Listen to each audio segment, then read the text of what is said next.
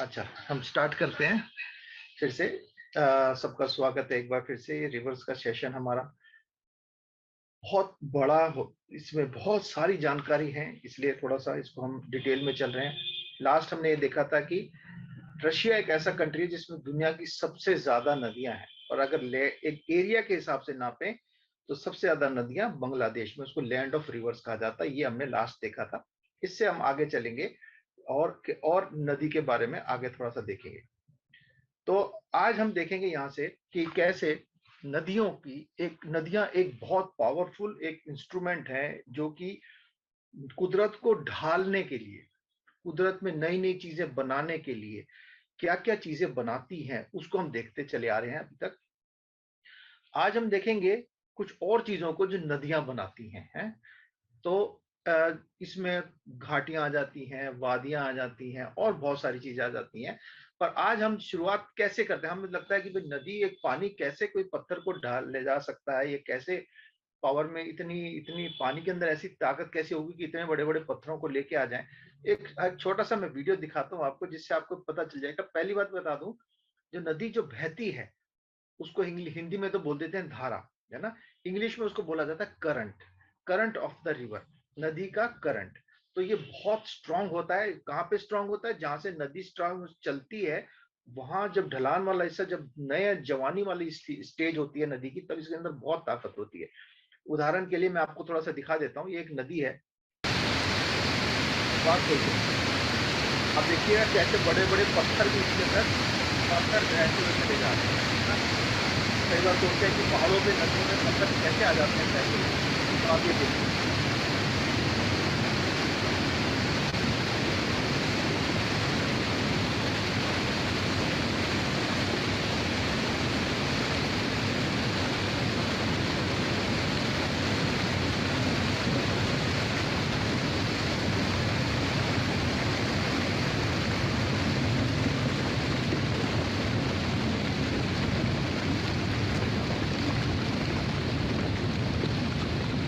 तो हम देख रहे हैं कि कैसे नदी, हमें लगता है कि नदी में कोई पानी है, कैसे कितना हम देख रहे हैं कैसे पत्थरों को पूरा धकेलता हुआ नीचे चले जाता है। तो पानी के अंदर बड़ी ताकत है, इसको करंट बोलते हैं, ठीक है। और नदी का जो सबसे गहरा हिस्सा है, जिसको चैनल कहा जाता है ना। करंट होता है बहाव, और जो चैनल होता है, जहाँ सबसे गहरा हिस्सा होता है नदी का, जहाँ पे बड़े बड़े जहाज जहां से चलते हैं, उसको कहा जाता है चैनल। नदी का चैनल है ये सबसे गहरा वाला हिस्सा, ठीक है। क्योंकि नदी किनारे में हल्की होगी, ज्यादा गहरी नहीं होगी, बीच में सबसे ज्यादा गहरी होगी, तो जो वाला हिस्सा है उसको चैनल कह देते हैं। खैर, अब हम चलते हैं नदी से बनाई हुई चीजों पे।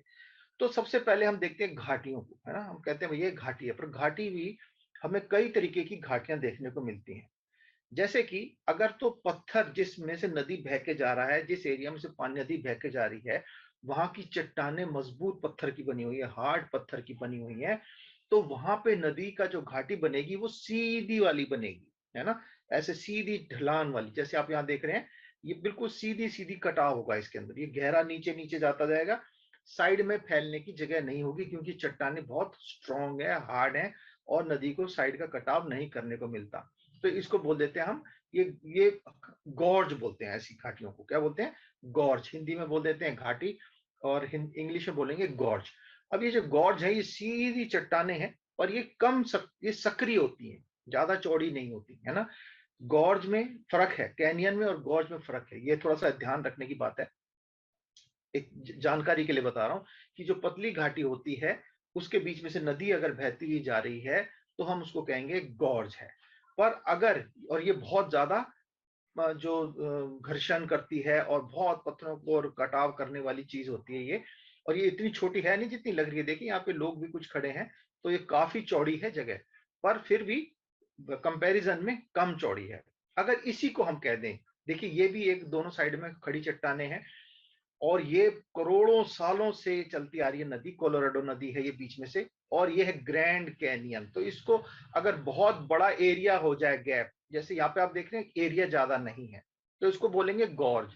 पर अगर एरिया बहुत बड़ा हो गया, जहां पे गैप बहुत ज्यादा आ गया, तो हम कहेंगे ये कैनियन बन गया, है कैनियन बन गया। जैसे ग्रैंड कैनियन, ये कुदरत का एक बड़ा करिश्मा है जिसको ग्रैंड कैनियन अमेरिका में, ये कोलोराडो नदी इसको बनाती है। खैर, एक और उदाहरण आपके सामने है, ये भी गॉर्ज है, देखिए कम है, सकरी जगह है, नदी बीच में से बह रही है।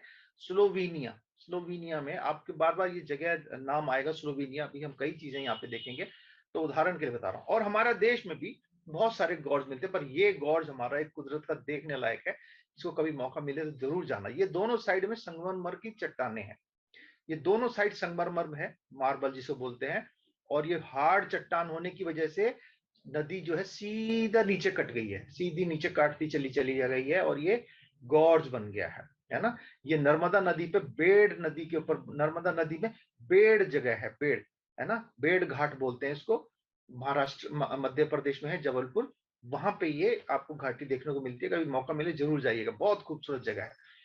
और ये जगह है, इसको बोलते हैं जाड़ गंगा। ये भगीरथी नदी जो शुरू होती है गोमुख से, उसमें आके ये मिलती है। ऐसी कई नदियां मिलती हैं, जिससे जाके फिर ये कई ट्रिब्यूटरीज जुड़ते जुड़ते जुड़ते फिर आगे जाके हमने जैसे गंगा नदी को देखा था, गंगा का एक हिस्सा है, ये भगीरथी में मिलती है, भगीरथी आगे जाके अलकनंदा और कई नदियों में मिलके आगे नदी बनती है। तो ये देखने लायक जगह है, इतना गहरा है ये बहुत, पूरी जो नदी है बहुत जबरदस्त नदी उफान पे है। इसमें आप देखेंगे आपको नदी का पानी बिल्कुल सफेद दिखाई देगा झाग से, क्योंकि पानी ऐसा उछलता कूदता आता है ना। ये अगर आप कभी कभी जाएं गंगोत्री की तरफ, तो जरूर ये भैरव घाट एक जगह आती है, भैरव घाट से आप लेफ्ट पे जाके ये जाड़ गंगा है। हालांकि इस एरिया में जाना जो एग्जैक्ट ये स्पॉट है यहाँ पे जाने के लिए प्रोहिबिटेड है, क्योंकि चाइना की तरफ जाने का एरिया हो जाता है। पर इस जगह को जरूर देखिए, बहुत खूबसूरत है नदी का और कुदरत का जो ये, मतलब ये नदी ने कितने हजारों सालों करोड़ों सालों में इस पूरी घाटी को काट के वहां पहुंची है ना। कितनी नीचे बह रही है, इतनी छोटी सी दिखती है गंगा नदी, ये नदी गंगा कह रहा हूँ, ये जाड़ गंगा ऊपर से आपको बिल्कुल छोटी सी दिखाई देती है। तो ये घाटी बनती है। अब इसी जगह अगर दोनों साइड की चट्टाने नरम हो, तो ये इस वी शेप की बन जाती है ना। ये वी शेप की बनेगी अगर ये चट्टाने नरम वाली हैं, हार्ड है तो सीधी बनेगी। ठीक है, ये दो बात आपको मैंने बताई। अब हम चलते हैं थोड़ा सा आगे। एक शब्द आता है बैडलैंड्स करके। बैडलैंड्स मतलब बंजर जमीन या कि बेकार जमीन, जहां पे ना खेती हो सकती, ना कोई भी चीज नहीं हो सकती। और इसको बनाने के पीछे हवा, पानी, नदी, इन दोनों का हाथ होता है। ये नदी ने इसको, हवा ने काट काट के इसको ऐसा बना दिया है, एकदम जैसे हमारे यहाँ चंबल की घाटी है। और ये एकदम, ये अमेरिका में एक जगह है, ये देख बहुत पूरा बंजर, ये बहुत डेंजरस जगह है। यहाँ पे ना आपको पानी मिलेगा ना कुछ मिलेगा। नदी जो है बरसाती नदी है, वो सीजनल आती है, बाकी टाइम में बिल्कुल ड्राई रहता है। ये भी देखिए, इसको बोलते हैं, ये ऊटा एक जगह है अमेरिका में, ये ब्लू गेट बोलते हैं इस जगह को, क्योंकि ये पूरी चट्टाने जो है ये आपको ब्लू ब्लू दिखाई दे रही है ना, इसलिए इसको ब्लू गेट बोल देते हैं। फ्रेमोंट नदी जो है ये यहाँ से बह के आती है, और बरसाती नदी है, जब पानी होता है तो होता है, नहीं होता तो ऐसा होता है। इसमें वैसे काफी बहुत लोग इसमें मछली पकड़ते हैं, सब करते हैं। पर इस समय ये जो एक स्पेशल स्पॉट है, ये मैं आपको दिखाना चाह रहा हूँ, बैडलैंड्स, इसको बोलते हैं बैडलैंड्स। ठीक है, हमारे देश में बड़ी जानी पहचानी जगह है, डाकुओं का अड्डा रहा है, चंबल की घाटी, है ना। इसके अंदर आप कहाँ भटक जाएंगे पता ही नहीं चलेगा, रास्ता किधर से है। तो ये पूरा बैडलैंड से चंबल की घाटियां हैं, और ये एकदम नदी इसको बनाती है। तो नदी इस तरह से बैडलैंड्स भी बनाती हैं, जैसे आपके सामने उदाहरण है, दो तीन उदाहरण मैंने आपको दिखाया। अब हम चलते हैं थोड़ा आगे। और एक चीज देखिए, नदी जो है, या तो नदी झील से बनती है, जैसे हमने देखा कई नदियों को देखा कि भैया झील से नदी की शुरुआत हो रही है ना। और कई जगह जैसे हमने लेक टाना देखी थी, नील नदी जो ब्लू नाइल है, वो लेक टाना से शुरू होती है ना, वो झील से शुरू होती है। व्हाइट नाइल जो है वो लेक विक्टोरिया से शुरू होती है नीचे से, है ना। तो कुछ नदियां लेक से शुरू होती हैं, कुछ लेक में खत्म होती हैं जाके, जैसे जॉर्डन रिवर डेड सी में आके खत्म हो जाती है, उस झील में आके पानी खत्म, उसके आगे पानी कहीं नहीं जाता, वहां आके दी एंड। तो लेक को हम इस तरह से दो हिस्सों में बांट देते हैं। एक लेक वो जिसका मुंह हो, जिसमें से पानी बाहर जाने का रास्ता हो, दूसरी वो जिसमें पानी जाने का रास्ता ना हो, जो बंद हो। तो दो तरीके की लेक हो जाती हैं। और ये बाउल शेप की आप देख रहे हैं, बहुत सारी नदियां ऐसे ही शुरुआत होती है, इन्हीं में से शुरुआत होती है, जैसे मैंने आपको दिखाया।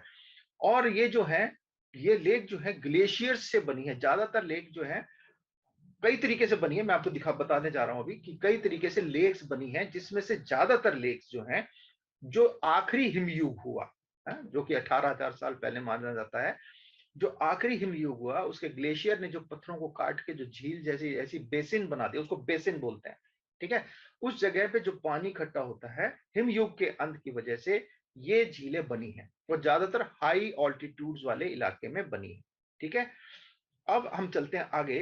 ये एक झील है जिसको लॉक नेस झील कहा जाता है। ये लॉक नेस, इसको जो इंग्लिश भाषा में या जो आपका स्कॉटलैंड वाला एरिया है इंग्लैंड का, उसमें इस झीलों को लॉक लॉक भी बोला जाता है। लॉक लॉक मतलब झील, है ना।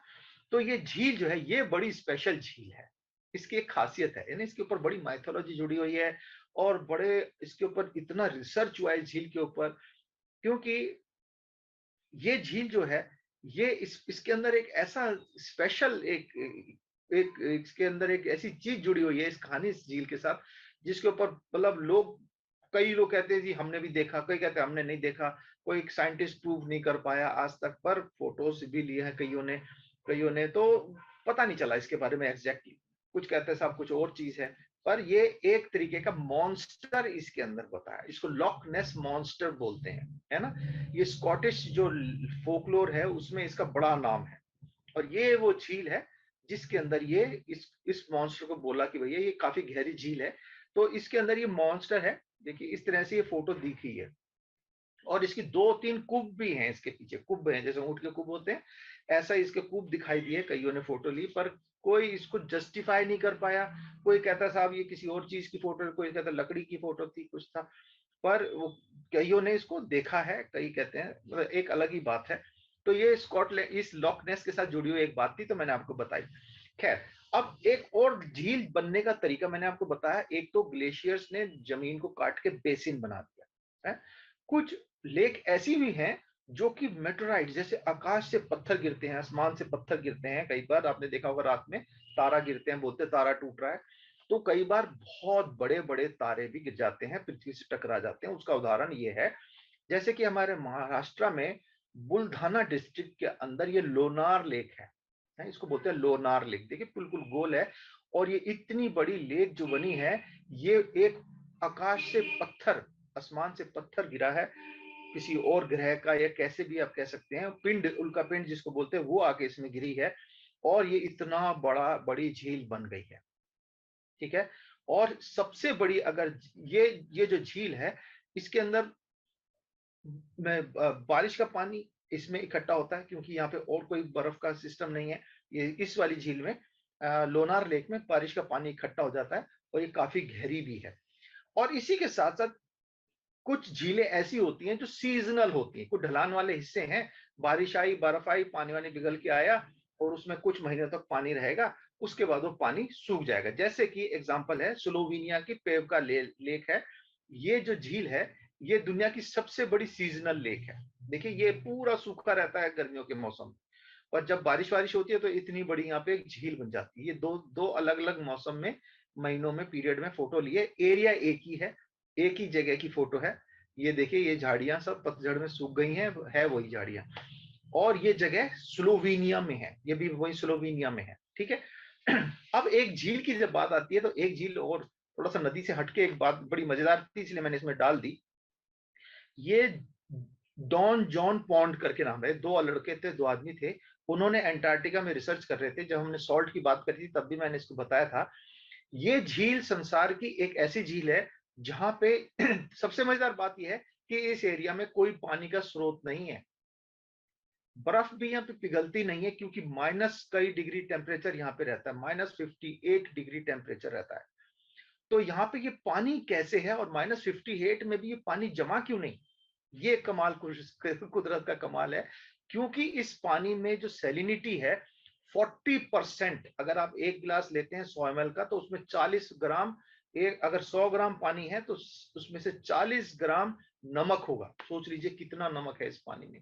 इस कारण से ये ये जमती नहीं है, ठंड कितनी भी हो जाए ये जमती नहीं है। और ये माना गया है कि ये पानी जो इसके अंदर आ रहा है, ये जमीन के नीचे से इसको मिल रहा है, ऊपर से कोई इसका स्रोत नहीं है, ना ये आगे को बहती है।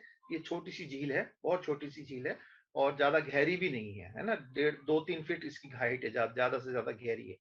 और इसका नमक बहुत ज्यादा है और ये एकदम ऐसे लगता है जैसे चांद का सीन है, इसलिए मैंने दिखाया। खैर वापिस से नदियों पे आते हैं, झीलों पे। तो एक जो झील मैंने आपको बताया, दुनिया की सबसे बड़ी झील, है ना, नदी इसमें जुड़ती भी है इस झील में और नदी इसमें से निकलती भी है, ठीक है। तो ये झील जो आपके सामने, अगर आपसे कोई पूछे दुनिया में भाई सबसे बड़ी झील कौन सी है, सबसे बड़ी झील कौन सी, गहरी झील कौन सी है, सबसे बड़ी तो दूसरी है, सबसे गहरी झील कौन सी है, तो ये लेक बाइकाल है रशिया में, है 2 किलोमीटर गहराई है इसकी, लगा लीजिए 2 किलोमीटर। और इतनी गहरी है कि अगर आप नॉर्थ अमेरिका की जो 5 बड़ी बड़ी झीलें हैं, है ना, जो 5 बड़ी झीलें हैं उन सबको आप इकट्ठा कर दें, उससे भी ज्यादा पानी इसके अंदर है। देखिए मैं आपको इसमें दिखाता हूं। पहली बात तो ये समझ लीजिए बाइकाल झील है कहां। देखिए ये बाइकाल झील है, इधर नीचे मंगोलिया हो जाता है, ऊपर रशिया है, पूरा साइबेरिया का साउथ साइबेरिया है ये। इसमें बहुत सारी, वैसे तो 330 नदियां इसमें आके गिरती हैं, छोटी छोटी बड़ी सब मिला के। और निकलने का, बाहर जाने का रास्ता सिर्फ इसका एक है, जो अंगारा नदी है। देखिए यहां से अंगारा नदी बाहर निकलती है, ये नदी बाहर जा रही है इसमें से, इस झील में से। बाकी सब नदियां इसमें आके गिरती हैं और करीब 330 नदियां इसमें आके गिरती हैं, ठीक है। ये बड़ी गजब की और कुदरत की कमाल की चीज है। देखिए ये 5 झीलें हैं जो अमेरिका के इस वाले हिस्से में मिलती हैं। ये 5 झीलें हैं, Lake Superior, Lake Michigan, Lake Huron, Lake Erie और लेक ओंटारियो। कनाडा और अमेरिका के बॉर्डर पे ये एरिया में ये 5 झीलें मिलती हैं। और ये पांचों झीलों का पानी अगर आप इकट्ठा कर दें तो भी लेक बाइकाल से कम पड़ता है। तो आप लगा लीजिए कितना पानी है उसमें। ये माना गया है, देखिए आप इससे लगा लीजिए कि ये अगर हम नाप लेते हैं, देखिए ये लेक ओंटेरियो है, लेक एरी की हाइट सिर्फ इतनी सी गहराई, लेक हेरॉन की इतनी है, लेक सुपीरियर इतनी है जिसको सबसे बड़ा मानते हैं अमेरिकन, और बाइकाल को देख लीजिए आप कहां जा रही है, इतनी गहरी है।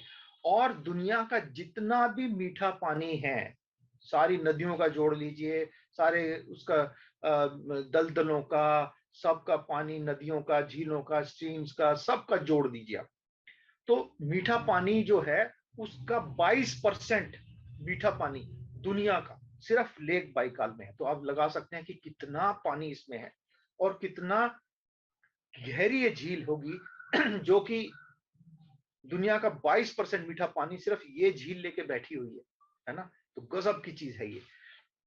और इसके साथ साथ इसकी एक बात बताऊं, जबकि सारी नदियां, झीलें मैंने आपको बताया 18,000 साल पहले बनी है, पर ये जो झील है ये दुनिया की सबसे पुरानी झील है।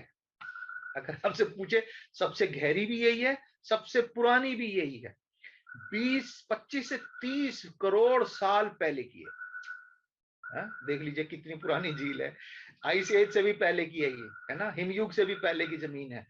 और सबसे गहरी, सबसे पुरानी, और इसकी एक सबसे खूबसूरत बात है, सबसे साफ पानी इस झील का है ना। ये देखिए है कहाँ पे, ये रशिया है हमारा, और ये मंगोलिया है। तो मंगोलिया के ऊपर ये लेक बाइकाल है ना, ये बाइकाल लेक है, आधे चांद के शेप की है।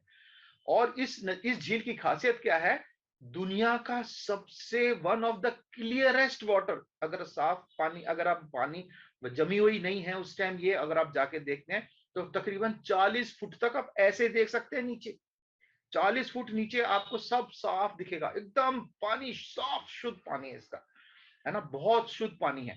आपको थोड़ा सा वीडियो दिखा देता हूँ क्योंकि बहुत बढ़िया अच्छा लगा इस झील के बारे में जब मैं देख रहा था। Deep within southern Siberia is the world's oldest lake. ये On this सबसे episode, we पुरानी uncover झील the है दुनिया mystery की, of Lake Baikal. A couple hundred miles or kilometers north of Mongolia, ये Lake है Baikal is lake not only Baikal. the world's oldest lake, but the deepest lake by volume. At 5,387 feet, or 1,641 meters deep, this lake contains 20% of the world's unfrozen fresh water and has 27 islands, most of which are uninhabited, called the Galapagos of Russia. अब इसमें एक बात है कि ये साफ क्यों है, देखिए यहाँ पे लोग नहीं है आस पड़ोस में, सबसे ज्यादा गंदगी इंसान करता है यहाँ पे बहुत, क्योंकि इतना कठिन ये जगह है, पूरा बर्फ से ढका रहता है, -डिग्री चला जाता है टेम्परेचर सारा टाइम, और बहुत कम टाइम ही होता है जब ये झील पिघलती है। तो उस पानी में नीचे मतलब एक कई मीटर पानी ऊपर का सॉलिड हो जाता है। इस पे गाड़ी चला के चले जा सकते हैं आप, गाड़ी लेके अपनी कार लेके चले जाए झील के ऊपर से, कुछ नहीं होगा। कई मीटर गहरी बर्फ जम जाती है इसमें और बिल्कुल आर पार होती है, तो आपको लगेगा कि पता नहीं मैं जैसे ये लड़की लेटी हुई है, आप इसमें देख रहे हैं, ऐसा लग रहा है जैसे पानी पे ही लेटी है और इसके ऊपर से गाड़ी चल के गई है। तो बहुत साफ पानी है इसका। तो खैर वापस वीडियो पे आते हैं, मैं आपको दिखाता हूँ आगे। 100 miles or kilometers north of Mongolia, Lake Baikal is not only the world's oldest lake, but the deepest lake by volume. At 5,387 feet, or 1,641 meters deep, this lake contains 20% of the world's unfrozen fresh water and has 27 islands, most of which are uninhabited. Called the Galapagos of Russia, Lake Baikal has over 300 rivers flowing into it, but only one river, the Angara, that flows out of it. The lake was created by the Earth's crust pulling apart, also known as a rift valley.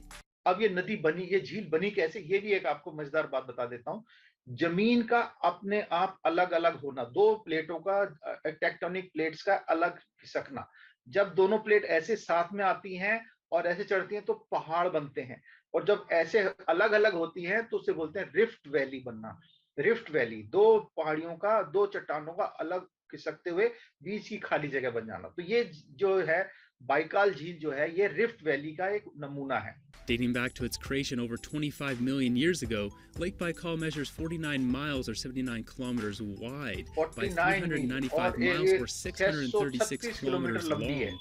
There's over 1,300 miles or 2,100 kilometers of coastline, which is frozen much of the year. You've probably seen photos of this lake before. Popular images of frozen bubbles and its iced-over surface have been shared across the globe. The average temperature around the lake in winter is minus 2.2 degrees Fahrenheit or minus 19 degrees Celsius. Summertime is more enjoyable at 57 degrees or 14 degrees Celsius. Standing on the lake looking down, it is so clear that one can see down 131 feet or 40 meters. Lake Baikal isn't always covered in ice. 2,500 different species of animals and 1,000 species of plants can be found in and around the lake. More than half of these species aren't found anywhere else. 150 snail species, 18 sponges, 13 leeches, and 350 amphipod all call this place home. Only 60 species of fish live in the lake, with half of them being native to it. Lake Baikal has a 4-mile or 6.4 kilometer thick layer of sediment, which provides the unique environment for many of the... ये जो पौधा है, ये पानी को filter करता है। ये स्पेशल है, जो लेक बाइकाल में ही मिलता है, और इसके अंदर एक तरीके का झींगा है जो सारे ऐसे कोई भी प्रदूषण वाली चीजें आती हैं तो उसको ये खा के खत्म कर देता है। इस कारण से ये बहुत साफ पानी है ना। One of the clearest water है ये दुनिया का, सबसे साफ, आप लेके पी सकते हैं, एकदम शुद्ध पानी है। खैर आगे चलते हैं थोड़ा सा। अब इसके बाद आते हैं दुनिया की सबसे बड़ी झील कौन सी होगी साहब। आपने सबसे गहरी देखी लेक बाइकाल है, जो कि और इसके राइट में यहाँ पे है। तो सबसे बड़ी झील हमारी कैस्पियन सी, कैस्पियन सी बोल देते हैं, ठीक है। ये कैस्पियन सी दुनिया की सबसे बड़ी झील है, तकरीबन 3,70,000 स्क्वायर किलोमीटर के एरिया में फंसी हुई है, और इसके अंदर बहुत सारी नदियां आके मिलती हैं। करीब 130 नदियां इस झील में आके गिरती हैं, पर सबसे बड़ी है ये वोल्गा नदी, जो हमने पिछली कल देखा था। ये वोल्गा नदी रशिया में से शुरू होती है ऊपर से, और ये आके इसमें गिरती है। तो वोल्गा नदी इसकी सबसे बड़ी ट्रिप इसके अंदर गिरने वाली नदी है। अब इसके साथ साथ आपको एक चीज और बता दूं मैं। आप कहेंगे साहब ये तो सी है, हम तो लेक की बात कर रहे थे, ये सी है, तो ये लेक और सी में फर्क क्या है? इसको मैं बता दूंगा आपको भी। इससे पहले एक और ये देख लीजिए, ये सबसे ऊंची लेक्स का नाम में कौन से आता है ना। वन ऑफ द हाईएस्ट, ये सबसे हाईएस्ट नहीं है। एंडीज पहाड़ पे ये एक लेक टिटिकाका मिलती है, बड़ा स्पेशल सा नाम है लेक टिटिकाका, नाम करना याद करना भी आसान है ना। पेरू और बोलीविया के बॉर्डर पे है ये। और कमाल की बात यह है कि इतनी बड़ी झील होने के बावजूद इसमें से सिर्फ एक नदी निकलती है। देखिए यहाँ है ये लेक टिटिकाका, ये है, और यहां से साउथ से एक छोटी सी नदी, यहां से एक छोटी सी नदी यहां से निकलती है। नदी का नाम भी बड़ा स्पेशल है, डेसा गुआर्डेरो है, डेसा गुआर्डेरो डेरो नदी है। ये यहाँ से बहती है और सिर्फ 5% पानी इस झील का निकलता है बाहर, बाकी 95% पानी हवा में भाप में उड़ जाता है। तो ये स्पेशल सी नदी है, एक झील है जिसका सिर्फ 5% पानी, देखिए यहां से ये निकल रहा है, ये है यहाँ से, ये झील के से नदी निकलती है नीचे से, बाकी ये पूरी झील जो है। और इसको ना, इसका नाम ये रखा क्यों है, क्योंकि ये ऐसा इसका लुक है जैसे कि कोई लेपर्ड हो, खरगोश के पीछे पड़ा हुआ हो। ये खरगोश है, ये खरगोश है यहाँ पे, है ना, और ये लेपर्ड इसको खाने के लिए आ रहा है, ये ऐसी उसकी पूंछ है। तो ये वहां के लोग बोलते हैं कि भैया इसकी लुक ऐसी है जैसे एक लेपर्ड जो है खरगोश के पीछे पड़ा हुआ है, इसलिए इसका नाम ये रखा है। और सिर्फ 5% पानी इस नदी का, नदी बन के निकलता है झील का, बाकी सारा इवेपोरेट हो जाता है, वाष्प बन के उड़ जाता है। खैर, अब सबसे ऊंची कौन सी लेक होगी भाई, जब आपको मैंने बताया कि ये वन ऑफ द हाईएस्ट है लेक टिटिकाका, तो सबसे हाईएस्ट कौन सी है, इसका रिकॉर्ड जाता है लेक काजिन के पास। अभी तक ये रिकॉर्ड बुक में चढ़ी नहीं है क्योंकि ये लेटेस्ट मिली है। और ये लेटेस्ट मिलने के कारण क्या है, क्योंकि इतनी दुर्गम जगह पे थी, कोई गया ही नहीं था, तो कोई ये जो एडवेंचर वाले होते हैं, ये पैदल जा रहे थे, ट्रैकिंग करते हुए जा रहे थे, तब इनको मिली। अभी तक इसकी एग्जैक्ट हाइट कितनी है, वो जब ये फिक्स हो जाएगा कि इसकी हाइट इतनी है, तब इसका रिकॉर्ड बुक पे नाम चढ़ जाएगा। वैसे ये सबसे ऊंची लेक है। इससे पहले भी एक झील थी, उसको ये था टेलिको न झील थी, टेलिको, वो भी नेपाल में ही थी, है ना, टेलिको झील थी। अब इसका रिकॉर्ड मिल गया है लेक काजिन को। लेक ये जो थी, ये टेलिको टेली की झील जो थी 4919 मीटर पे थी, और अब जो ये लेक काजिन मिली है ये लगभग 5200 मीटर की हाइट पे है। तो दुनिया की सबसे ऊंची झील अगर आपसे कोई बोले तो आप बता सकते हैं नेपाल में है लेक काजिन। लेक काजिन है जो कि सबसे ऊंची झील है। ठीक है, ये देखिए बहुत खूबसूरत है। अब झील को मैंने बताया, या तो झील क्लोज्ड होती है, बंद होती है चारों तरफ से, जैसे डेड सी है, या खुली होती है। ज्यादातर जो झील खुली होती हैं उनका पानी मीठा होता है। जरूरी नहीं है कि सारी खुली हुई झीलें भी मीठे पानी की हों, पर ज्यादातर ये है कि जो खुली हुई होगी उसका पानी बहता चला जाएगा, उसका नमक जो है बहता बाहर निकल जाएगा, तो उसके अंदर नमक का कम बचेगा। तो जो झील बंद होती हैं उनको, जो जो खुली होती है ना, जो ओपन होती है, उसको एक इंग्लिश में एक नाम दे दिया गया, जो याद कर सकते हैं बड़े बच्चे, उनका नाम उसको बोला गया है एक्सोरिक नदी, झीलें। एक्सोरिक, एक्सोरिक मतलब जो बाहर खुली खुली हुई हो, खुली हुई, जिसका मुंह खुला हुआ हो, जिसके अंदर आने का भी रास्ता हो और पानी बाहर जाने का भी रास्ता हो, उसको बोल देते हैं हम एक्सोरिक, एक्सोरिक झील। ठीक है। अब अगर झील बंद न हो, जो बंद हो, जिसका एंड हो जाए, जो जिसके अंदर पानी आ तो जाए, बाहर जाने का रास्ता ना हो, उसको हम बोलेंगे एंडोरिक बेसन। तो एक्सोरिक जो खुली हुई हो, एंडोरिक जो बंद हो। ये टेक्निकल टर्म है, जो याद, जो पढ़ना, जो बड़े बच्चे हैं जिनको जरूरत है वो, क्योंकि कई बार ये कंपटीशन एग्जाम्स में आ जाता है कि what is exorheic basin and what is endorheic. तो आप उसके लिए याद कर सकते हैं, एंडोरिक मतलब जिसका एंड बंद हो, एंड से याद कर सकते हैं जिसका एंड हो गया हो, जिसका पानी बाहर जाना मुश्किल है। तो ये जो झील है, जैसे आपके सामने एक एंडोरिक झील का आपके सामने उदाहरण है, ये ग्रेट सॉल्ट लेक के नाम से जानी जाती है अमेरिका के ऊटा डिस्ट्रिक्ट में। ऊटा एक स्टेट है, उसमें ये स्टेट में ये सॉल्ट लेक है। और ये पूरा देखिए पानी उड़ गया और ये बस पैच पैच रह गए हैं, नमक ही नमक है इसके अंदर, बहुत ज्यादा नमक है। तो ये एक एंडोरिक झील का उदाहरण मैंने आपको दिया। कुछ झीलें कैसे बनती हैं, कुछ झीलें ऐसे बनती है जैसे मैंने आपको बताया था प्लेटों के खिसकने से, जैसे कि वो हमने देखा लेक बाइकाल को, उसी तरह से लेक कैस्पियन जो हमने देखी वो भी टेक्टोनिक प्लेट की मूवमेंट से बनी है। आपके सामने यहाँ पे भी एक लेक बनती हुई आपको दिख रही है, इसको बोलते हैं रिफ्ट होना। ये दो कॉन्टिनेंट्स का अलग होना, दो प्लेट्स का अलग होना। आज से कई करोड़ साल बाद होगा ये झील कई किलोमीटर की बन जाएगी, क्योंकि ये धीरे धीरे खिसकती है, हमारी नजरों में पकड़ में नहीं आती, बहुत माइन्यूट होता है ना, पर ये होती है, करोड़ों सालों में इसकी कैलकुलेशन होती है, सालों में भी नहीं होती। तो ये फैलती चली जाती है ऐसे करके, और ये देख रहे हैं ये रिफ्ट वैली कहलाती है। इस तरह से झीलें बनती हैं। अब क्या होता है, जब ये ऐसा होता है तो कई बार इसमें समुद्र का पानी आ जाता है, समुद्र का पानी आके फंस जाता है और उसका मुंह बंद हो जाता है दूसरी तरफ से, है ना, जमीन ऊपर उठ जाती है और ये पानी वहीं का वहीं रुक जाता है। तो इस तरह से झील बनती है, जैसे कैस्पियन सागर इसी तरीके से बना है। अब कुछ झीलें ऐसी होती है, मैंने आपको बताया था एक मेटियोर गिरने से बन जाती है। कुछ झीलें ऐसी होती हैं जो कि वॉयलेंट ये वॉल्केनो का मुंह है, ये है ना, ज्वालामुखी का मुंह है, जो कि आज से कई हजार साल पहले को फूटा होगा। फूट के ये जब निकल गया तो ये ऊपर इतना ज्यादा ऊपर हो जाता है, उसके बड़ा मुंह हो जाता है कि वो अंदर ही ढह जाता है। जब अंदर ढह जाता है तो हम बोलते हैं उसको, देखिए जो ऊपर वाला जो होता है ना, ये जिसमें से निकल रहा है, जो भी ढा नहीं उसको हम बोल देते हैं क्रेटर, और जो ढह जाता है उसको बोल देते हैं कैल्डेरा, है ना। तो ये कैल्डेरा बन गया है, और इसके अंदर इसको ये कोलैप्स हो गया, अंदर को घुस गई जमीन, वापस वॉल्केनो का मुंह अंदर को घुस गया, इसको बोलते हैं कैल्डेरा। और इसके अंदर ये क्रेटर लेके आया। अब ये जो झील आपके सामने है, ये भी दुनिया का one of the most pure water है, क्लियरेस्ट वाटर है ये, बहुत साफ पानी है इसका, क्योंकि यहाँ पे कोई प्रदूषण नहीं है, सिर्फ बर्फ का पानी, इसमें बर्फ गिरती है। अब इसको आप इसका हिसाब इस हिसाब से लगा सकते हैं कि ये पानी जो है, ये बाहर नहीं निकल रहा, किसी नदी में नहीं जा रहा ये पानी, पर ये पानी, इसमें हर साल 43 फुट बर्फ गिरती है, कम से कम 43-45, है ना, इतनी ऊंची फीट बर्फ गिरती है, तो इतना पानी इसके अंदर आता है। तो पानी जाता कहाँ है? तो इसमें हर घंटे के अंदर करीब 2 मिलियन गैलन पानी जमीन के नीचे जा रहा है। आप लगा सकते हैं उसका साइज कितना बड़ा होगा इस झील का।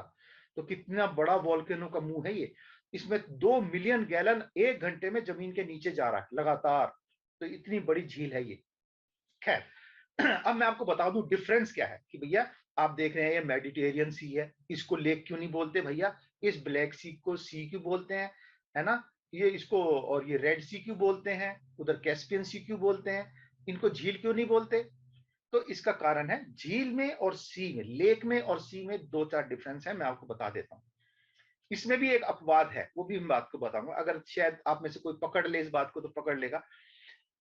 पहली बात हम देखते हैं, lake is enclosed on all side by land and does not contact the larger body. सबसे बड़ी बात है, लेक जो है चारों तरफ से बंद होती है ना। अब इनका मुंह खुला हुआ है, देखिए यहां से, है ना, बड़ी बॉडी के साथ मिली हुई है, ये मेडिटेरियन के साथ मिली हुई है, ये मेडिटेरियन ये अटलांटिक ओशन के साथ मिला हुआ है, ये और रेड सी जो है इंडियन ओशन के साथ मिला हुआ है।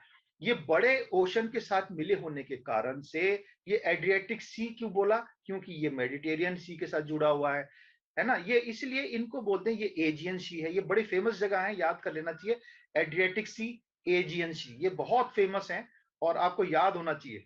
और ये जो जगह है ना, ये बहुत ही क्रिटिकल है ये वाली जगह, क्योंकि ये जगह जिसने कंट्रोल कर ली वो पूरे ब्लैक सी को कंट्रोल कर सकता है ना। और यही है वो क्या ये जगह जिसके जिसके पीछे इस यूक्रेन और रशिया का बड़ा झगड़ा हुआ है ना। ये जगह, इसका नाम मेरे ध्यान में अभी आ नहीं रहा। तो ये जो जगह है, ये ऐसी, पहला डिफरेंस है कि सी जो है वो एक बड़े पानी के भाग के साथ जुड़ी होती है। ये नहीं कि उसमें से नदी निकल रही है, वो किसी बड़े पानी के भूभाग के साथ, पानी के बड़े एक बॉडी के साथ उसका कनेक्शन होता है। तो वो लेक नहीं कहलाएगी, वो सी कहलाएगी। दूसरी बात, लेक से सी ज्यादा गहरी होती है। Sea is much larger and deeper than a lake. Sea जो है बहुत गहरी होती है और लेक से बड़ी भी होती है। तीसरी बात, लेक जो है आदमी भी बना देता है, नेचुरल भी बनती है और आदमी भी कई बार खोद के बना देता है, जैसे मैं आपको भी आगे उदाहरण दिखाऊंगा। चौथी बात जो होता है, लेक से जो सी होती है वो ज्यादा नमकीन होती है, क्योंकि उसके अंदर समुद्र का पानी आता रहता है, वो भी मिलता रहता है, कनेक्टेड होती है उसके साथ, तो उसमें सी में ज्यादा नमक होता है, लेक में ज्यादातर फ्रेश वाटर होता है।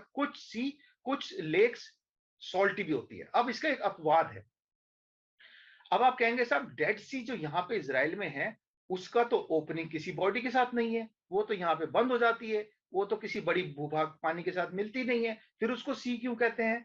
तो वास्तव में ये एक लेक ही है, डेड सी वास्तव में एक लेक है, पर इसको दे दिया गया है नाम, ये एक अपवाद है। अब ये क्यों दिया है ये हम नहीं कह सकते, पर ये इसकी डेफिनेशन के विरोध की बात है, इसलिए मैंने आपको ये भी बता दिया कि ये एक अपवाद है इसका। ठीक है, लेक और सी का डिफरेंस ये होता है। अब कुछ लेक ऐसी भी बनती हैं जो नदी के रास्ते में अड़ जाती हैं। जैसे मैं आपको बता इसलिए रहा हूं लेक्स के बारे में कि कुछ लेक्स नदी से शुरू होती हैं, कुछ लेक्स नदी में बनती हैं, नदी वहां से खत्म होती है वहां पे आके। अब ये जो एक नदी है, ये देखिए पिछले साल ये पाकिस्तान का इंसिडेंट है, ये रियल घटना हुई थी। ये नदी आती है यहाँ से बह के, और यहाँ एक बहुत बड़ा लैंडस्लाइड हो गया। लैंडस्लाइड या मडस्लाइड होने की वजह से रास्ता नदी का बंद हो गया। अब ये जो है एक झील बनती जा रही है ना। ये बड़ा खतरनाक मामला होता है। इसका उदाहरण हमारे पास हमारे देश में हुआ था, जो मैं आपको दिखाता हूँ। ये है वो हमारे देश में जो हुआ था उदाहरण उसका। इसको बोलते हैं गांधी सरोवर, क्योंकि गांधी जी की जब डेथ हुई थी तो उनकी अंतिम जो उनकी जो राख थी उसको इस सरोवर में डाला गया था, इमर्स कर दिया गया था, है ना। जैसे हम गंगा उसमें डाल देते हैं, गंगा में हरिद्वार में जाके अस्थि विसर्जन करते हैं, उनकी अस्थियों का विसर्जन इस झील में किया गया था। इसलिए इसका नाम गांधी सरोवर के नाम से इसका नाम पड़ गया। ठीक है। और ये कहाँ है? जो हमारा जो बद्रीनाथ है, केदारनाथ है, उसके ऊपर, केदारनाथ के ऊपर जो मंदाकिनी झील है, मंदाकिनी जहां से शुरू होती है, इसकी शुरुआत यहां से जो पानी बह के निकलता है वो मंदाकिनी नदी बन जाता है। ठीक है। देखिए अब ये क्या हुआ, ये मोरीन ब्लॉकेट, मोरीन मैंने आपको जब ग्लेशियर्स की बात हुई थी तब बताया था, शायद आपको याद होगा। ग्लेशियर्स जो अपने साथ जो मलबा लेके आती हैं उसको कहते हैं मोरीन। ये मोरीन ने इस रास्ते को ब्लॉक कर दिया और ये बहुत बड़ी, ये आपको जरी सी दिख रही है, जरी सी नहीं है, बहुत बड़ी है। आप जब ये टूटी थी तो आपको पता है क्या हुआ था उत्तरकाशी में, उत्तराखंड में कई हजार लोग मर गए थे, दिल्ली तक बाढ़ आ गई थी उसका पानी, इतना जबरदस्त पानी था इसमें। तो ये छोटी मोटी दिख रही है और ये बहुत बड़ा एरिया है, बहुत बहुत बड़ा एरिया में ये लेक फैली हुई है। बहुत दूर से फोटो ली है और यहां से ये टूट गया था, यहां से टूट के पानी यहां से मंदाकिनी से होता हुआ, जो मंदाकिनी रिवर नीचे आता है और यहाँ नीचे जाके वहां पे वो मंदिर है बद्रीनाथ का, बद्रीनाथ ही है शायद कि केदारनाथ है, केदारनाथ, शायद केदारनाथ का मंदिर है, वहां से वो टूट के नीचे गया था। खैर, अब कुछ बांध, एक बड़ी मजेदार सी इंसिडेंट है, ये भी मैं आपको बता दे रहा हूँ कि जब बांध की बात कर रहे हैं, यहाँ पे हम बात देख रहे हैं कि कैसे झीलों की बात कर रहे हैं, तो कुछ झीलें जो है हमने आपको बताया ग्लेशियर से बनती है, कुछ जमीन के अलग होने से बनती है, कुछ मेटियोर गिरने से, जो पिंड गिरने से बनती है, कई ज्वालामुखी के मुंह से बन जाती है ना, कई मड स्लाइड होने की वजह से बन जाती है। कुछ नदी, कुछ जो ये ऐसी नदी झीलें हैं, ये एक छोटा सा जानवर है वो भी बना देता है ना, वो अपने लिए, और बड़ा जबरदस्त काम करता है। उसको देखिए, मैं छोटा सा देखने का, तो ये इस तरह से ये भी बीवर भी डैम बनाता है। और ये आर्टिफिशियल लेक जो कि इंसान भी बना देता है, जैसे ये झील है, ये इंसान ने बनाई हुई झील है, इंसान के अपने हिसाब से पानी के लिए, कि आगे को पानी मिल जाएगा या पर्यटन के लिए हो जाएगा, तो इस तरह से इंसान भी झील बना देता है। और ये झीलों की एक लाइफ होती है ना। ये झील जो है धीरे धीरे इसमें नीचे मछलियां मर के जुड़ गिरती हैं, फिर मलबा आता रहता है जो ऊपर से वो आके मट्टी इसमें जमती चली जाती है, और इसका पैंदा जो है, नीचे का तलहटी जो है ऊंची उठती रहती है, और एक जगह टाइम ऐसा आ जाता है कि ये दलदल बन के या एक ड्राई लैंड बन के खत्म हो जाती है। तो ये झील का एक सिस्टम है। खैर, अब नदी जब आगे चलती है तो और भी कुछ चीज बनाती है। हमने देखा कि वो कैसे कैसे जमीन को अलग अलग झीलें बनाती है, वो हमने देख लिया है ना। नदी में जब चलती है तो झील बनाती हुई चलती है। उसके साथ साथ कई जगह आपने देखा होगा नदी ऐसे पॉट होल्स बनाती है, इसको प्लंज पूल्स भी कहते हैं, पॉट होल्स भी कह देते हैं, है ना। ये पॉट होल्स क्या है? पॉट होल्स ये होते हैं, प्लंज होल्स दूसरी चीज होती है, प्लंज पूल दूसरी चीज है, वो मैं आपको दिखाऊंगा। ये सिर्फ पॉट होल्स है।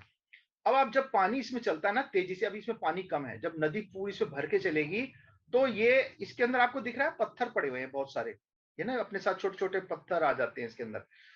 तो ये पत्थर जब पानी चलता है तो ये घूमते हैं, घिसते हैं जमीन को, पानी पत्थरों को घिसना शुरू कर देते हैं ऐसे गोल गोल, और ऐसे गोल गोल घूम के ये ऐसे बड़े बड़े गड्ढे बना देते हैं, है ना, बड़े बड़े गड्ढे हो जाते हैं।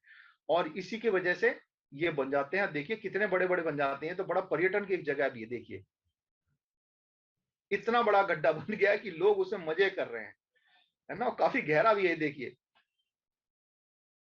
ये ये प्लंज पूल इसको कहते हैं, जो गहरा हो जाता है बहुत, है ना, ये पूल बन गया इसमें लोग मजे करते हैं। ये इधर आपको ये कोलंबिया में एक जगह है, वहां पे ये मिलता है। खैर, आगे चलते हैं आप थोड़ा आगे। अब हम एक और चीज, नदी जो बनाती चलती है अपने रास्ते में, बहुत कुदरत का गजब करनमा, जिसको वाटरफॉल, जिसको झरना कहते हैं, है ना। नदी आगे चली, उसने अपने रास्ते में झीलें बनाई, उसने प्लंज पूल बनाए, प्लंज होल्स बनाए। अब एक जगह ऐसे आ गई कि जहां पे नदी का रास्ता आगे खत्म था, बहने का, तो वो ऊपर से धड़ाम से नीचे गिरी, है ना? इसको कहते हैं वाटरफॉल। वाटरफॉल, है ना? आपने सबने जानते हैं इसके बारे में। और ये जो है, जब ये नीचे गिरता है यहाँ पे, तो ये भी यहाँ पे प्लंज पूल बनता है, जहाँ पानी गिरता है जोर से, इसको बोलते हैं प्लंज पूल, है ना? हमने इसको भी प्लंज पूल बोला, पर असली प्लंज पूल जो है वाटरफॉल का, वो यहाँ बनता है जहाँ पे पानी आके जोर से गिरता है और बड़ा सा गड्ढा बन जाता है, पानी जोर से गिरता है। अब आप बोलेंगे साहब ये वाटरफॉल बना क्यों? तो इसके पीछे कारण क्या है, ये समझना जरूरी है, बहुत जरूरी है कि आपको पता होना चाहिए कि वाटरफॉल बनता कैसे।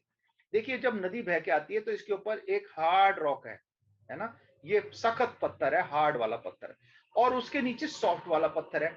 तो जब नदी बहती चली आ रही है तो सॉफ्ट वाला पत्थर कट कट के गिर से टूट टूट के चला जाता है। हो सकता है पहले यहां तक भी रहा हो, ये सॉफ्ट पत्थर यहां तक रहा हो, तो ये सॉफ्ट पत्थर कट कट के चला गया, बह गया, और यहाँ पे बन गया प्लंज पूल, है ना? प्लंज पूल यहाँ बन गया, और ये पत्थर जो है यहाँ से कट के अंदर चला गया। अब यहाँ से पानी जो है, ये पत्थर, ऊपर वाला पत्थर घिसा नहीं, तो ये पानी यहाँ से गिरता है जोर से नीचे, और ये बन जाता है झरना। तो झरना कहाँ बनेगा? जहाँ ऊपर वाली चट्टान सख्त हो, नीचे वाली चट्टान सॉफ्ट हो। खैर, अब झरने कितने टाइप के होते हैं, जल्दी जल्दी हम इसको देख लेंगे, है ना? झरने कितने टाइप के होते हैं, क्योंकि ये भी एक बड़ी जानकारी वाली चीज है। नदी के रास्ते में जो झरने बनते हैं, क्योंकि नदी से ही बनते हैं ये झरने, तो हमें इसको भी समझना चाहिए। तो सबसे पहला आ जाता है, देखिए प्लंज पूल, ये मैंने आपको दिखाया था, ये प्लंज पूल कहलाता है, जहां ऊपर से पानी गिर के एक बड़ा सा तालाब जैसा बन जाए, है ना? इसको प्लंज पूल कहते हैं। डीप पॉट होल्स भी बोल देते हैं, बड़े बड़े गहरे गड्ढे होते हैं, ये काफी गहरा भी हो सकता है, और ये पानी के झरने के नीचे मिलता है। अब देखिए, दुनिया का सबसे बड़ा झरना, वाटरफॉल, ये है, इसको बोलते हैं एंजल फॉल्स, है ना? अब ये एंजल फॉल कौन सी नदी में बना हुआ है, कौन से देश में है, ये आपको मैं जानकारी दे देता हूँ। पहले इसकी हाइट बता देता हूँ। ये तकरीबन 21 मीटर कम रह जाता है 1 किलोमीटर से। तकरीबन 1 किलोमीटर पानी गिरता है ऊपर से। सोच लीजिए, है कितना ऊंचे से पानी गिरा, इतना ऊंचे से गिरता है कि पानी नीचे पहुंचते पहुंचते धुएं की तरह, मिस्ट की तरह बन जाता है, फुहारे की तरह हो जाता है, पानी दिखता ही नहीं कहाँ गया। और इतना, क्योंकि 1 किलोमीटर पानी, बहुत 1 किलोमीटर बहुत हाइट हो जाती है। ये वेनेजुएला में मिलता है, तकरीबन 9,700 900 979 मीटर पानी गिरता है। और ये गुआजा रिवर, गुआजा नदी जो है, उसकी वजह से ये पानी यहाँ से आके यहाँ से नीचे गिरता है ना? बहुत गजब का सीन है, और ये देखने लायक है। मैं आपको इसका वीडियो दिखाऊंगा, आप मजा आ जाएगा, आप देखिएगा, मेरे को बहुत अच्छा लगा ये video. Freshwater's journey starts here, high in the mountains.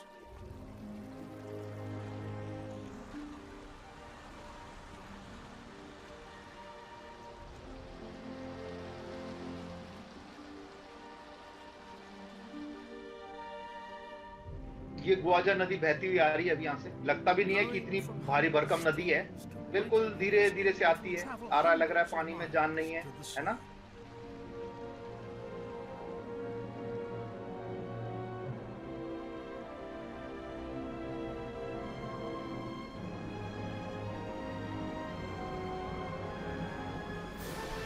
ये देखिए आप, क्या गजब का पानी गिर रहा है, और नीचे पहुंचते पहुंचते सिर्फ बादल सा रह जाता है।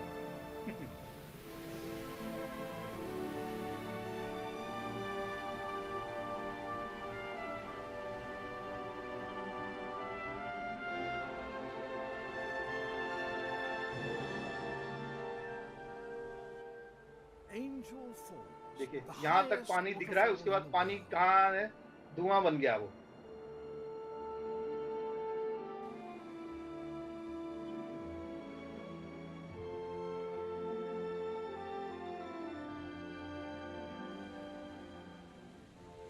Its waters drop unbroken for almost 1,000 meters. करीब 1 किलोमीटर पानी नीचे गिरता है। देखिए ऐसे बिखर जाता है पानी, जो है पूरा बिखर जाता है। These falls that long before the water reaches the base in the Devil's Canyon, it's blown away as a fine mist. तो ये एंजल फॉल है, बहुत ही खूबसूरत नजारा कुदरत का। अब हम चलते हैं एक और, इसको अब कितने तरीके के होते हैं हम इसको देखते हुए चलते हैं। तो सबसे बड़ा ये, अगर हम कहें कि सबसे चौड़ा वाला कौन सा वाटरफॉल होगा, संसार का सबसे चौड़ा वाटरफॉल कौन सा है, तो कोन फॉल्स लाओस में, जो हमारे इधर बर्मा, फिर लाओस, फिर थाईलैंड, फिर लाओस, कंबोडिया, वियतनाम, तो लाओस जो देश है उसमें ये कोन फॉल्स मिलता है। सबसे चौड़ा पानी, बहुत ज्यादा, बहुत चौड़ा है ये, है ना। करीब अगर इसकी टोटल वो देखें तो आप देख सकते हैं कि कितना इसमें इसकी वो इसकी कितने मीटर चौड़ा है। करीब तकरीबन 1 किलोमीटर से भी बड़ा एरिया है इसका, है ना। तो इतना 10 किलोमीटर का है, 10 किलोमीटर करीब एरिया, ऐसे इतना चौड़ा वाटरफॉल है। अब हम सोचे आगे चलते हैं कि दुनिया का सबसे ऐसा वाटरफॉल जो सबसे लंबा हो, लंबाई में सबसे ज्यादा हो, लंबाई में सबसे ज्यादा हो, तो ये है हमारा इंगा फॉल्स, रिपब्लिक ऑफ कॉन्गो में। कॉन्गो के ऊपर, ये कॉन्गो नदी के ऊपर ये बना हुआ है, इंगा फॉल्स इसको बोलते हैं। और इसके अंदर आप सोचिए कितना पानी एक साथ गिर रहा है, सबसे ज्यादा पानी गिरता है इस वाले वर्ल्ड के, सबसे ज्यादा पानी एक सेकंड में, इसमें 10 ओलंपिक के वाटर पूल भरने लायक पानी एक सेकंड में गिर जाता है। तो इतना पानी इसमें लगातार गिरता है ना। और बहुत जबरदस्त, सब संसार का सबसे ज्यादा पानी गिरने वाला अगर आपसे कोई पूछे तो इंगा फॉल, सबसे ऊंचा वाला बोले तो एंजल फॉल। अब हम चलते हैं थोड़ा आगे, ये पंच बॉल वाटरफॉल है। देखिए ये जो है ऐसे गिरता है और इसके नीचे एक बॉल जैसा बन जाता है, कटोरे जैसा, तो इसको बोल देते हैं पंच बॉल वाटरफॉल। सिर्फ नाम है, मैं आपको वैसे बता रहा हूँ कि आपको थोड़ी जानकारी मिल जाए कि भैया पानी गिरना, हम बोल देते हैं झरना है। झरने कितने, उसको कितने, उसके गिरने के हिसाब से कितने हिस्सों में बांटा गया है, वो भी थोड़ा थोड़ा हम आज देख लेंगे। खैर आगे चलते हैं। अब ये एक हमारे देश में एक है, बहुत ही मजेदार वाटरफॉल है, इसको प्लंज फॉल कहते हैं। प्लंज फॉल मतलब आगे कूद के गिरने वाला, है ना। देखिए ये पानी जो है, ये वाटरफॉल है, पर ये दीवार जो पीछे इसकी दीवार है उसमें टच नहीं हो रहा, वो आगे ऐसे ऊपर से जाके आगे को गिर रहा है ना, पानी आगे जाके गिर रहा है, तो इसको बोलते हैं प्लंज फॉल। और इसको ये नाम दिया गया है क्योंकि इसके पीछे एक कहानी है ना, एक कहानी है, मैं आपको वीडियो दिखाऊंगा, उस कहानी को बताऊंगा। पहले मैं आपको वैसे बता देता हूँ जो बच्चे हिंदी जानते हैं उनके लिए, कि एक इसमें बताया गया कि एक लड़की थी, उसकी एक बेटी थी और उसका पति मर गया, तो उसने दूसरी शादी कर ली। तो जो उसका सौतेला बाप था वो उस लड़की को प्यार नहीं करता था, पसंद नहीं करता था। तो एक दिन ये जो लड़की थी, माँ जो थी, वो खेती करने कहीं बाहर गई। तो बाप ने क्या किया, देखिए कहानी है इसलिए इसको सच मत मानिएगा। तो उसने लड़की को पका दिया, काट कूट के, उस छोटी लड़की को उसके जो सौतेले बाप ने काट के पका दिया। और जब माँ घर आई तो उसने देखा, अरे आज तो खाना बना दिया, कमाल कर दिया, आज आपने कैसे खाना बना दिया। तो खैर दोनों ने जब खा लिया तो बाद में माँ ने देखा टोकरी के अंदर तो बच्चे की 2 उंगलियां पड़ी हुई हैं, तो उसको बड़ा गुस्सा आया, बहुत दुख हुआ। तो चिल्लाती हुई भागी अपने घर से, और भागते भागते भागते आई, और यहां से वो कूद के वो नीचे कूद गई। तो इस झरने का नाम उसी लड़की माँ के नाम पे पड़ा हुआ है। और ये देखिए ये ऐसा दिखता है, इसका नाम है, देख लीजिए, नोकाली काई फॉल्स। तो उस लड़की का नाम था नोकाली है, और खाई मतलब कूदना, उसका कूदने वाला फॉल।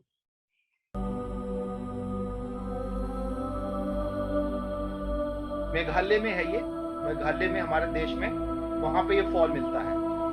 और ये देखिए दीवार, पीछे वाली दीवार से बस टच नहीं हो रहा, नीचे आके यहाँ से बिल्कुल टच नहीं हो रहा, यहाँ पे इस वाले एरिया में, तो इसको इसलिए प्लंज फॉल कहते हैं। ये इंडिया का सबसे ऊंचा प्लंज फॉल है।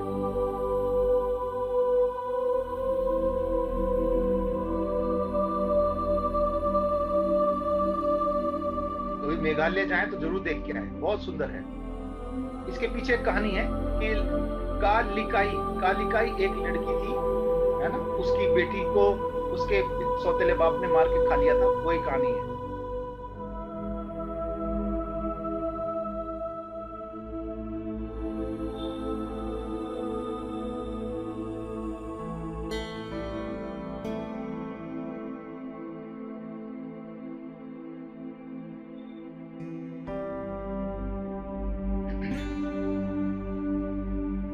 अब उसने माँ ने खा लिया, तो उसके जब बाद में देखा तो बेटी की 2 उंगलियां टोकरी में उसको दिखाई दी, तो उसको बहुत दुख हुआ, है ना। और वो अपने इसको बर्दाश्त नहीं कर पाई कि मैंने अपनी बेटी को ही खा लिया, मेरे पति ने उसको मार दिया। तो यहाँ से कूद के उसने कूद गई वो।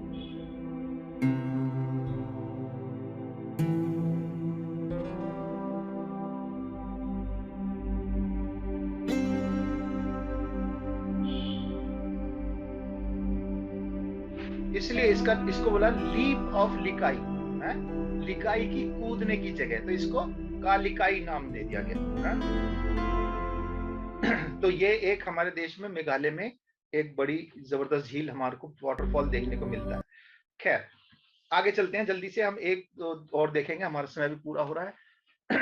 तो अगला है वाटरफॉल होता है मल्टी स्टेप वाला, है ना। एक स्टेप दूसरा स्टेप, जैसे कूदता कूदता नीचे आ रहा हो, या कई एक झरने के बाद दूसरा झरना, एक वाटरफॉल के बाद दूसरा वाटरफॉल, तो इसको स्टेप वाला मल्टी स्टेप, एक यहाँ से यहाँ आया, यहाँ से यहाँ आया, यहाँ से आया, तो मल्टी स्टेप वाले वाटरफॉल होते हैं। जैसे यहाँ पे भी आप देख रहे हैं मोरक्को में है ये फॉल, यहाँ से यहाँ गिरा, यहाँ से यहाँ गिरा, यहाँ से यहाँ गिरा, तो ये स्टेप वाला है, इसको बोलेंगे स्टेप वाला वाटरफॉल। देखिए यहाँ पे भी एक है, कितना सुंदर है, क्रोएशिया में, ये भी मल्टी स्टेप का, और ये झीलें भी बनती जा रही हैं, 1 झील 2 झील 3 झील, छोटी छोटी झीलें बनती जा रही है, और उसमें से ये पानी इस तरह से गिर रहा है, वाटरफॉल हो रहे हैं, है ना।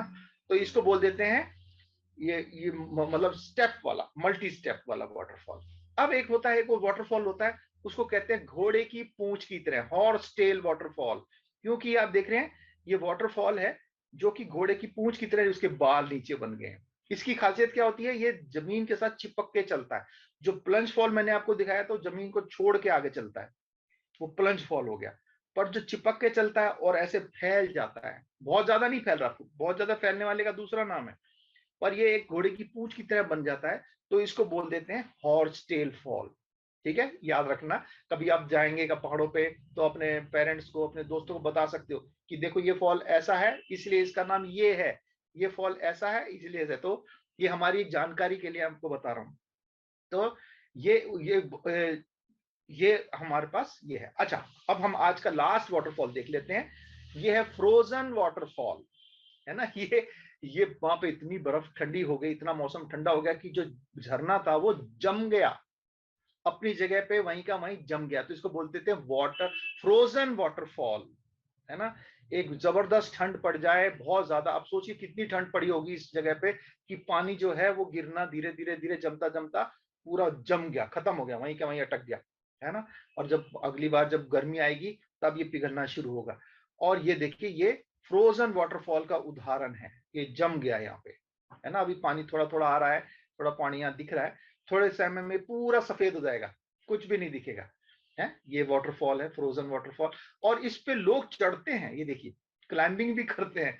तो ये मतलब काफी मजबूत है, देखिए कितना रिस्क है वैसे, पर बंदा चढ़ रहा है इस पे, क्लाइंबिंग कर रहा है इसको, फ्रोजन वाटरफॉल को, है। तो ये एक तरीके का, एक तरह से जैसे जो ऐसी पत्थरों पे चढ़ते हैं, चट्टानों पे, वही लोग, शौकीन लोग इस काम को भी करते हैं। तो आज हमने यहाँ तक देखा कि किस तरीके से नदी क्या क्या काम चीजें बनाती चलती हैं। अभी और भी कुछ चीजें हैं, कुछ और तरीके के झरने हैं जिनको मैं अगली बार दिखाऊंगा, और भी कुछ चीजें हैं जो आगे, अभी नदी का जो है एक बीच वाला स्टेज नहीं आया, अभी जवानी में चल रही है, अभी वो सब चीज तोड़ती फोड़ती बड़े पावर से चल रही है। अभी वो एक मिडल एज आएगी उसकी, जब वो फैल के चलेगी, फिर उसका बुढ़ापा भी आएगा, फिर उसका दी एंड भी होगा, है ना। ये तो कुदरत ने बनाया, कुछ हम भी उस नदी को मार देते हैं। वो हम कैसे मारते हैं उसको भी हम अगली बार देखेंगे कि कैसे हम लोग भी नदी को एक खत्म करने में हमारा भी बहुत बड़ा हाथ होता है। तो आज हमने यहां तक देखा। सबको बाय बाय, नमस्कार।